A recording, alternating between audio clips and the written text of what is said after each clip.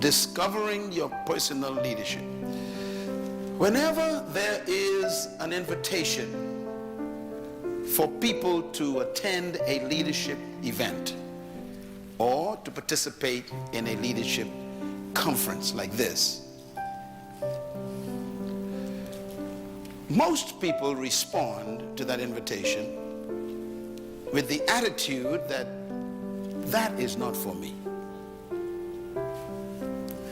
That response is proof that your culture has done an excellent job in canceling who you are. This place, for example, would have been filled to capacity if we had said, come to a miracle service. So this doesn't affect me at all. I know exactly what's going on here. I expected you, and only you.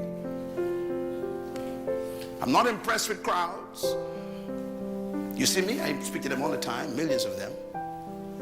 My real love is people like you who believe that this is for you. You know, Jesus didn't like crowds.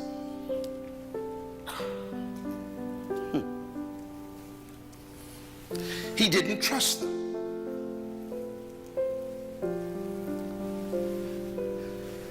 Because he understood the strategy for changing the world. And the strategy for changing the world is not large meetings, big events. It's small groups committed to intensive transformation. So he chose 12 people. Can you imagine someone who came to change the world only chose 12 people? And his only focus with them was on leadership development. He started with raw material, which means these 12 specimens had no formal training in leadership. What I thought was a good strategy that he used was he at least chose businessmen.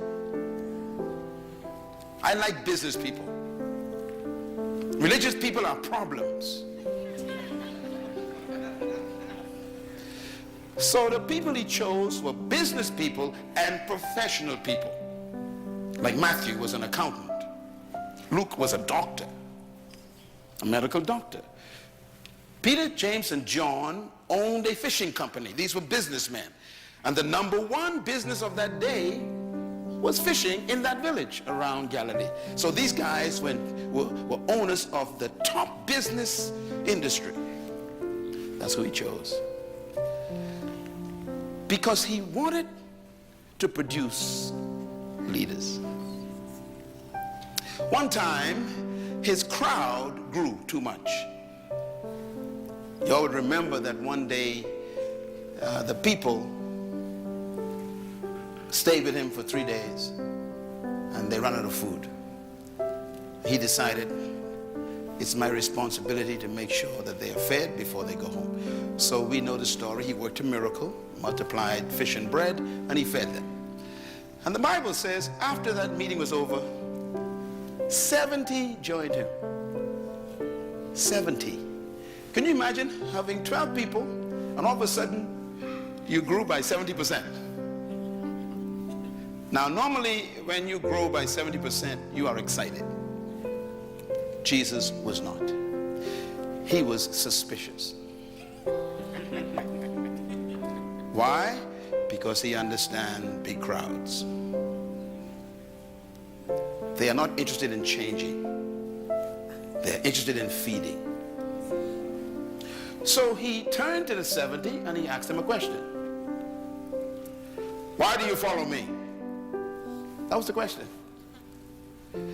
Now normally if you are a pastor, if you are a pastor and your church grew by 70% in one day, you wouldn't ask that question. Matter of fact, you would say, thank you all for coming. But his suspicion was high, he said, "Why do you follow me?" And then he answered the question for them. "I know why you follow me. Is it not because of the fish and bread I fed you yesterday?" See, there are people who just want miracles, but they don't want to change. And miracles never change people.